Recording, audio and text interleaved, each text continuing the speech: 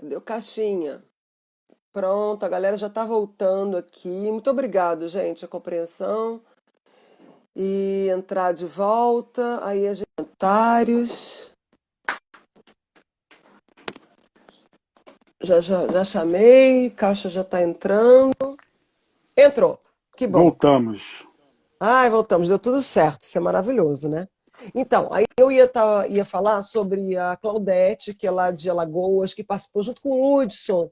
Não sei se acho que Sim. você lembra bem da Claudete, ela já veio em várias de Tous. Ah, ela aí, ó, acabou de entrar.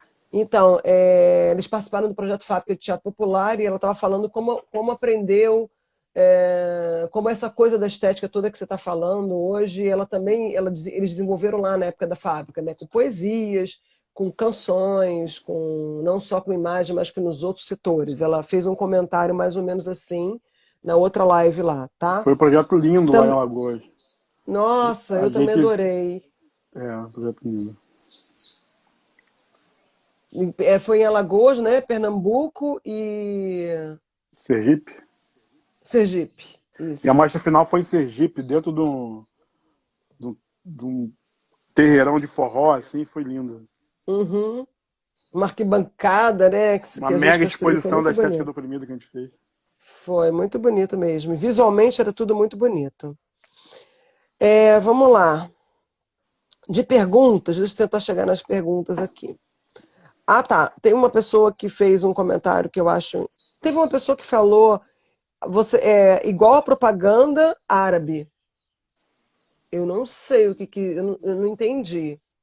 Eu acho que quis dizer no sentido, estou pensando assim no sentido de a propaganda árabe que mostra rostos que não são árabes, que assim, como uma maioria branca, loura, como aqui no Brasil, né? As propagandas mostram caras que não é que no Brasil não tenha, mas são a minoria, né? Mas não mostra a cara dos árabes. Não sei se foi nesse sentido. Se a Talvez pessoa seja tiver isso. aí, faz, escreve de novo para a gente entender. Ah, uma outra pessoa falou uma coisa muito interessante que eu, na hora de te chamar, acabei pulando e eu queria falar rapidamente, antes de fazer as perguntas, ela falou, poxa, que bacana a educação e a arte, né? Como as duas coisas são importantes e poderiam nos salvar no mundo, né? O mundo poderia ser menos cruel, né? Mais justo, porque se a gente tem educação e tem a arte conectada, né? A gente tem a forma de compreender o mundo sensível que a arte, a estética nos dá, e a educação, né? O conhecimento, o conhecimento nos traz, a gente podia ter um mundo muito menos preconceituoso, muito mais justo.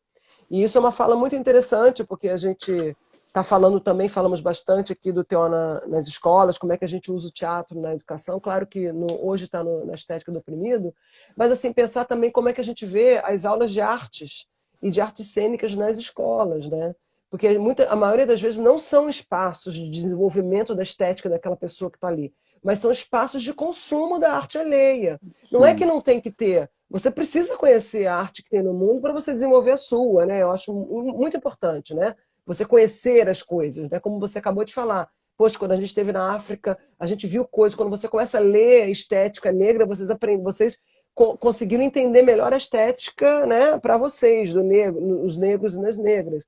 Mas então é importante você conhecer sim a estética do outro, mas você não tem espaço para desenvolver a sua própria. Então, Exatamente. infelizmente, as aulas de artes, né, no Brasil, até por falta de tempo, é um tempo por semana, é aquele desespero, aquela correria, tem que cumprir um currículo, então não só para as artes, mas para artes cênicas, é uma infelicidade, né? Porque nosso sistema educacional É. não está preparado para receber a estética como um meio para compreender o mundo, né? Eu Não está lembro, eu preparado. lembro de aula de artes plásticas.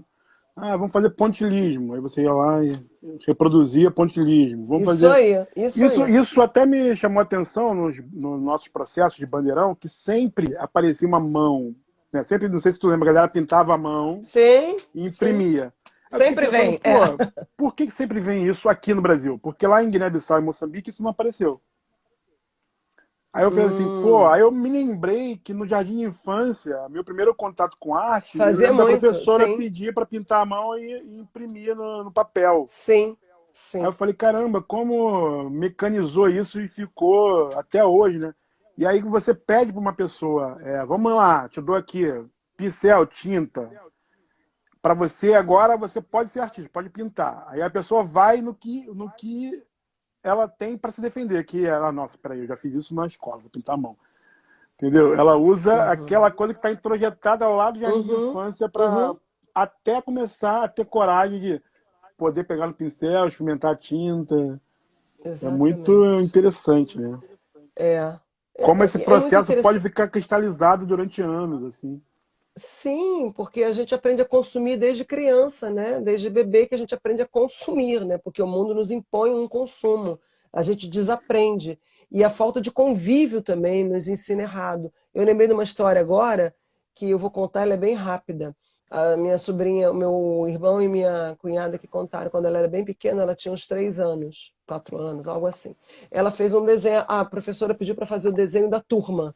Desenhar as crianças, né? Então ela desenhou, não sei quantos anos, então acho que 3 é pouco, já tinha mais um pouco, uns 4, 5 anos, não sei. Ela fez o desenho das crianças, né, os bonequinhos, e começou a pintar, né? Fez os quadrados, as bonecas e pintou todo mundo. Chegou numa boneca, ela paralisou, né? Aí a minha cunhada falou: vai, continua, vamos terminar o desenho. Aí ela olhou para mim e falou assim: mãe, que cor é essa? Sabe o que ela queria dizer? Era a primeira vez que na turma dela tinha uma menina negra na turma. E não, Ela não sabia com que lápis de cor ela tinha que pintar a criança. não tem lápis de cor de Olha, tom de pele. eu fico Agora que até a hoje muito arrepiada. Faber-Castell, sei Eu lá, chorei horrores. Não, eu chorei horrores quando ela me contou essa história. Olha que coisa doída, né? Ela é branca, a família é branca, e na escola dela só tem brancos. Então, a primeira vez que aparece uma estudante negra na sala dela, ela sabe que a cor é diferente, mas ela não sabe o que fazer. Então, ela olhava os lápis de cor e que cor é essa? Como é que eu pinto essa cor? Olha que coisa, cara. eu lembro que o tom de pele que eles propunham usar para pintar pele era É rosa, rosa é ou um tipo um bege, rosa begezinho, é um bege roseado. que A era o gente lápis chamava de cor de cor de pele. pele. Exatamente. Cor de pele para quem? Aliás, aquilo não é cor de pele para ninguém. Se você botar aquilo O no papel, não dá mesmo, ninguém. É uma cor horrorosa. o mesmo se dá a sapatilha de balé. Sim. As bailarinas negras não tinham, ou quase não tem ainda, sapatilha da cor da pele delas. Todas são nude, rosa nude. E aí ficava aquela menina negra com o pé rosa, sabe? Agora que fizeram Meia algumas sapatilhas. calça, tudo. Meia calça. Antigamente era meia calça num beto, tudo meio da mesma cor, tinha uns marrons Mas escuros, mas talvez, eu fico não. pensando nessa ideia, cruzando com capital, né? Eu acho que enquanto não tiver negros, mulheres, LGBTs no meio de produção, mas no lugar de tomada de poder, isso demora mais a mudar. Porque, tá, representatividade é importante, mas se eu não tiver no espaço de poder, eu não consigo criar a possibilidade de mudança, se eu não tiver intencionado. Então, quanto Uhum, mais a gente conseguir ocupar espaço de decisão, isso ajuda, né, a mudar, no meu ponto de uhum. vista. Com certeza. Não, com certeza. Desculpa, eu estou tentando entender aqui o que as pessoas estão escrevendo para poder ver se a gente. Eu estava falando aquela história da propaganda, só para fechar esse tema aqui, estava falando da propaganda brasileira que copiou, parece que copiou uma propaganda árabe, onde encontro técnica branco no branco. Tá. O governo usou a imagem, ó, vou ler. É a Ingrid Ross que está falando. O governo usou a imagem de crianças para uma propaganda aqui no Brasil, que estávamos falando aqui na live. E na propaganda nem eram crianças brasileiras, eram crianças de uma propaganda árabe. Ah, tá, olha só. Entendeu? O governo brasileiro pegou crianças de uma propaganda árabe para fazer uma propaganda do governo brasileiro. Gente, é sem noção, é muito sem noção. As pessoas estão. Algumas questões se repetiram. Vamos lá, eu vou para cá. Tem umas pessoas, eu estava falando da coisa da arte, pá. Tem uma pessoa que perguntou uma coisa muito simples, eu mesma já vou responder, tá, Cachalote? Para a Sim. gente acelerar e depois vou te passar a outra pergunta. Perguntou por que a estética do oprimido está na base da árvore e não está no topo, já que ela pega tudo. Justamente porque a árvore ela se alimenta de baixo para cima, né? Então a estética do oprimido está na base do nosso, como se fosse o nosso alimento, né? para a construção das coisas. Então, na verdade, todos os jogos, exercícios, técnicas, eles trabalham com a estética do oprimido. É a Só que a gente não seiva, né? usava esse nome. Como se fosse seiva, né? O xilema e o floema, sobe e desce da árvore, né? Nos alimenta de coisa, depois a gente desce com lixo, joga fora para a terra, agora nos alimenta de novo. Então tem uma circulação aí. Então por isso que ele está na base. Acho que foi a Manuela que perguntou. Mas por isso que, mas é bem representado. Eu não sei se vocês conseguem ver. Tem uns risquinhos vermelhinhos que eu fiz aqui, ó, como se fosse o xilema e floema, né? Como o Caixa está falando, né? Esse alimento que sobe e desce através dos canais da árvore, que são o xilema e floema, e o alimento é a seiva, né? Que o Caixa falou. Essa resposta foi rápida. Tem uma outra pessoa, Caixa, perguntando como é que acha as coisas feitas preto no preto e branco no branco, se essa técnica, preto no preto, branco no branco, você já escreveu e ela conseguir ler sobre essa técnica em algum lugar. Ainda não está sistematizado. Então tá na hora. Ficou para o Sim. doutorado, hein? Agora ele no doutorado vai ter que escrever. Tem um Uma outra pouco, pessoa. nesses dois livros, tem um pouco falando do processo em Guiné-Bissau, Moçambique, mas Sim, não um exercício passo a passo. nesse, Nesse e no né? da Bárbara também. No da Tem. Bárbara também. No da Bárbara também tem sua fala aqui, Sim, junto com tá? ela. Então, nesses dois livros a gente pode encontrar, são livros aí que se encontram na livraria, e o Percursos, acho que mais no CTO, né, que a gente consegue achar. A Lisandra e o Alexandre perguntaram se a Estética do Oprimido já trabalhou com fotografia. Sim, trabalha com fotografia. Né? A gente tem uma técnica muito simples e muito fácil. Eu até separei umas fotos que agora eu não consigo encontrar. Impressionante. Eu separei ontem e não consigo achar essas fotos. Já procurei hoje de manhã e não sei onde eu pus. A gente faz várias formas da fotografia, mas tem uma clássica que é muito bonita e que tem nesse livro do Boal aqui, ó, que é a fotografia das mãos, que é como o que as nossas mãos contam. Então é fotografar as suas mãos em atividade. Então as suas mãos em atividade, o que elas vão fazer? Elas vão contar sobre você, certo? Se você bota a mão, se aparece as suas mãos segurando um caderno, é uma coisa. Se as suas mãos aparecem segurando um tablet, é outra. Se as suas mãos aparecem afagando uma pessoa, está querendo dizer outra coisa. Se a sua mão aparece cozinhando, já é outra, e por aí vai, né? Então, ao mesmo tempo, é o que a gente está falando da estética, o que Caixa falou tão bem, né? Como que a gente, através de uma linguagem sensível, a gente consegue expressar o que a gente pensa, o nosso cotidiano, no caso da fotografia das mãos, e criticá-lo também, né? Porque muitas mãos aparecem em formatos de crítica, né? Mostrando como é que a gente tanto pega o controle remoto da TV, pega muito jogo e não fala sobre outras coisas. Esse mesmo exercício a gente faz a fotografia da opressão, a fotografia de onde você mora. É super bonito, né? Se o Caixa quiser completar, mas é um jogo que sim existe, é muito bacana e está nesse livro aí descrito. Não, é isso. Uma, Assim, é nesse lugar. Eu acho que é testar, utilizar todos as possibilidades de ferramenta para pensar estética. Uhum. A partir do E olhar do tem uma oprimido. outra. Sim, claro, é sempre, né? Senão não faria nem sentido. Deixa eu ver. Eu acho que só tem uma última que três pessoas falaram a mesma. Não, tem uma outra aqui, antes dessa última, que eu acho que essa última é muito interessante, que tem muito a ver com o tema que a gente está vivendo hoje, eu vou deixar por fim. Uma pessoa perguntou, Caixa, eu não saberia responder. Se a gente fez, se a gente já desenvolveu, eu não saberia porque a gente não desenvolveu, pelo menos aprofundadamente, um trabalho em relação à iluminação. A iluminação cênica, a luz de cena na estética do oprimido. Como é que é trabalhar esteticamente a luz, né? Se a gente já desenvolveu alguma técnica ou trabalhou com algum grupo em relação à iluminação cênica.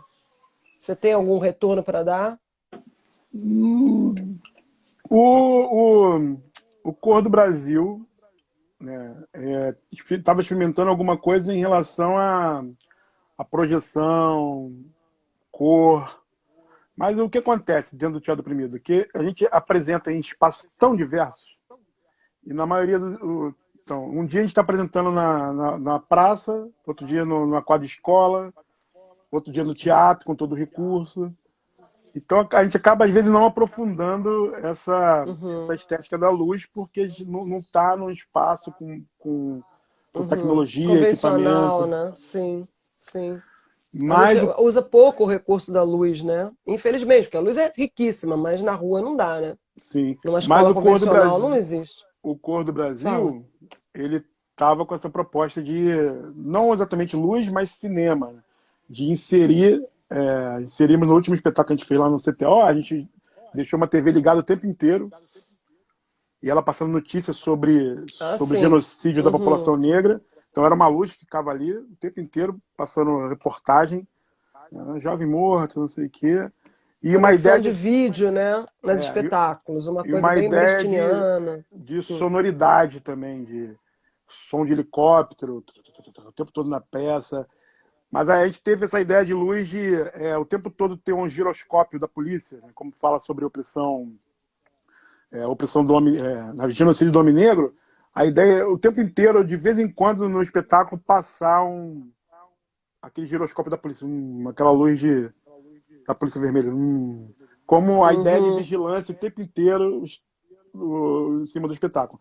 Então, ideias tem, né, de aprofundar, né, no caso específico do Teatro Oprimido, mas esbarra um pouquinho na dificuldade de tecnologia, né?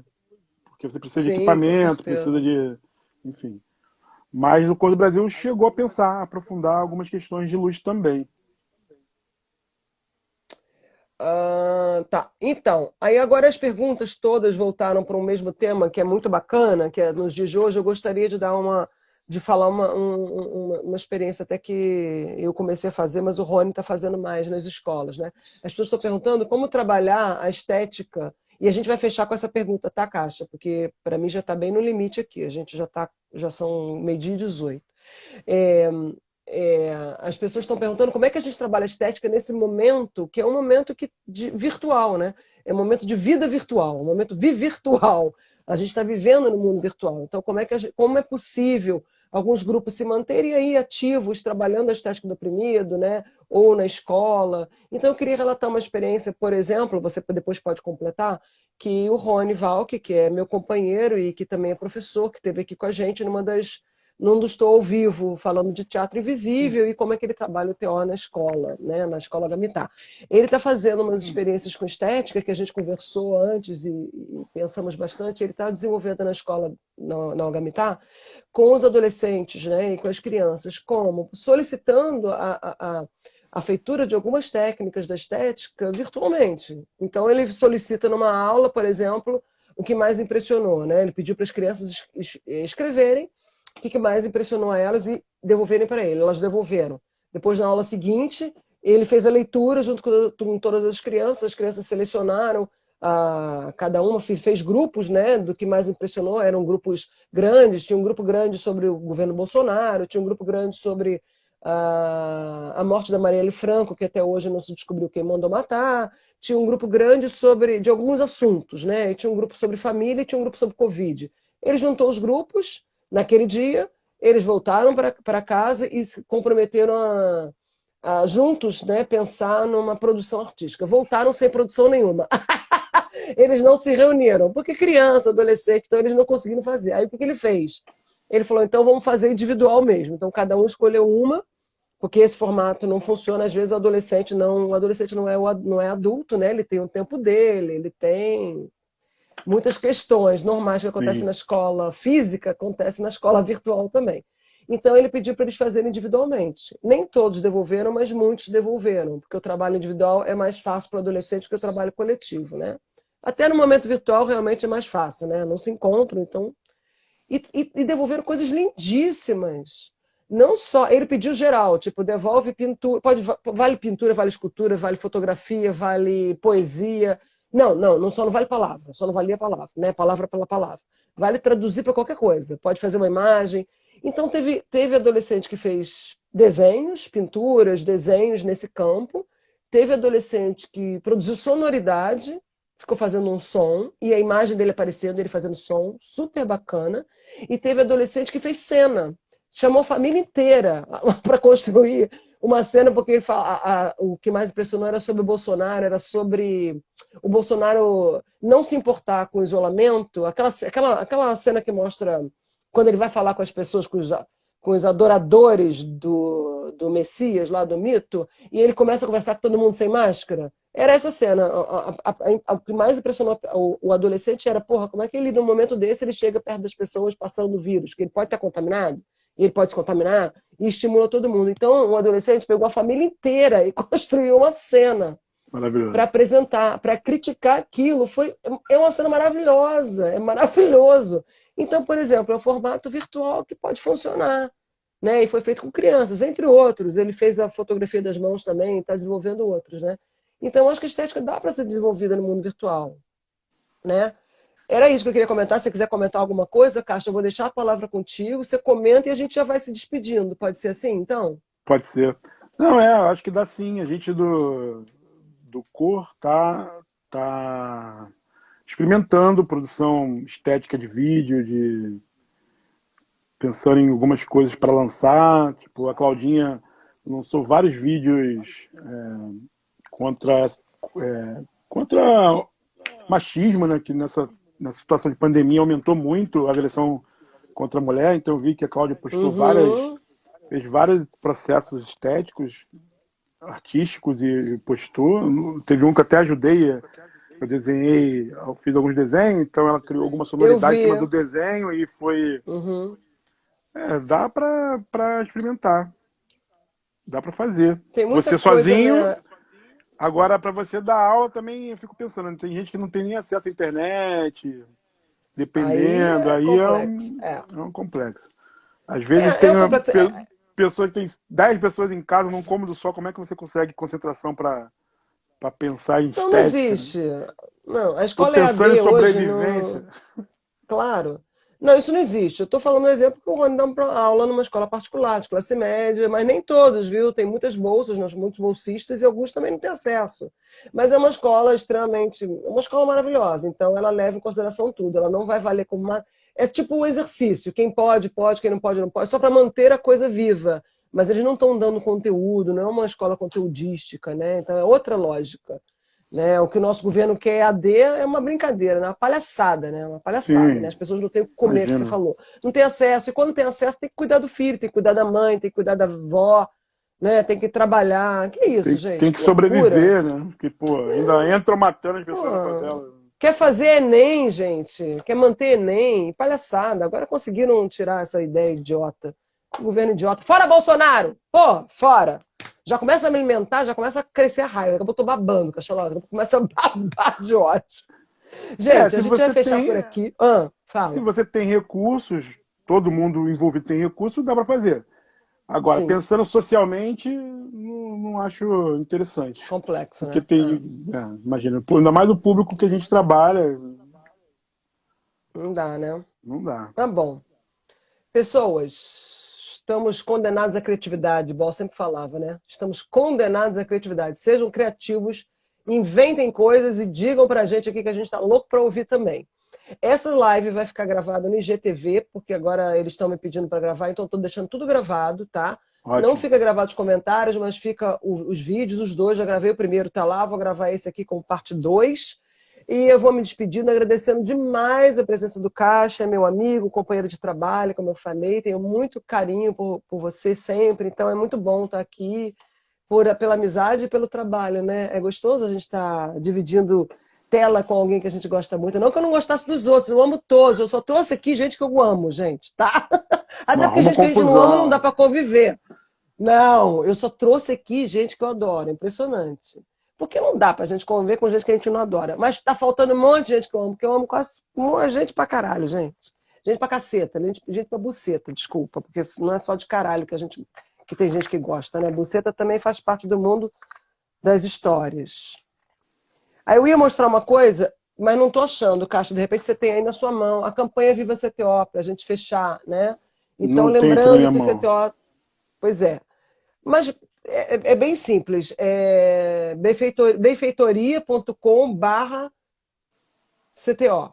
Se você jogar assim, já vai aparecer. Ou então entra na página do Centro Teatro Oprimido, no Facebook ou no Instagram, que é a primeira coisa que vai aparecer. No Instagram tá bem lá, assim, grande, né? Então o CTO, que é o Centro Teatro Oprimido, funciona no Rio de Janeiro, está precisando da tua ajuda. Na base da árvore tem ética e solidariedade. Vamos tentar darmos as mãos na ajuda do centro. Ele está precisando realmente de um apoio financeiro. Está sem projeto no momento, as pessoas estão nas suas casas, eles não estão podendo desenvolver oficinas, cursos, né? Para sustentar aquela casa na Lapa já é uma grana muito alta. Eu coordenei aquilo durante alguns anos, eu sei como como é difícil aquele sustento. Então, quem puder colaborar, chega junto. Eu não posso dar dinheiro agora, também estou ferrado de grana, divulga, né? Já é compartilha aí nas suas redes sociais que já vai ajudar muito.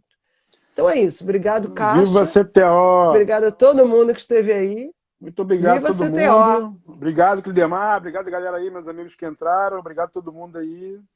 Raquel, Claudinha, Fernanda, todo mundo.